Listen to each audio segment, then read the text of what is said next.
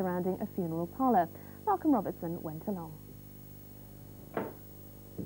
Bill Baker's worked in the funeral business for 20 years. Preparing coffins normally takes place quietly and in private. Today, though, he and his colleagues were under scrutiny as Rackham's funeral directors of DIS held an open day. They know the kind of business that you're in. What's the kind of reaction of people you meet? But most people are okay. There's one or two people who really don't want to know you anymore, but apart from that, most people accept. Every aspect of a funeral director's work was available to the public. Organising a funeral is something that will probably face most of us at some time in our lives, potentially, of course, very distressing.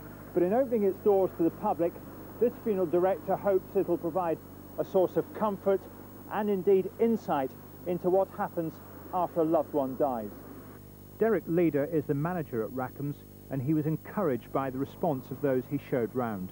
We hope we'll take some mystery out of the funeral industry and funeral business for people in the area. It's something that they won't see very often, but we're quite happy to show them around. If they don't come today, even, we'd like to show them around any other time as well. At an emotional time in people's lives, the funeral director is there to offer comfort and support and provide the right kind of send-off. The Reverend Paul Sinclair, a Pentecostal minister from Leicestershire, hopes he can oblige. He runs what he claims is Britain's first and only motorcycle hearse. Number one group of people that would use this particular bike is people who used to have a bike after the war, or they were rockers, or they brought their children up in a sidecar.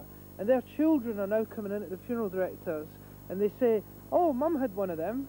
And they want to remember their mum on her last journey the way they did as children in their early journeys.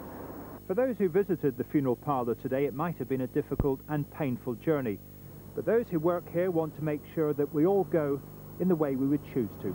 Malcolm Robertson, Anglia News, DIS.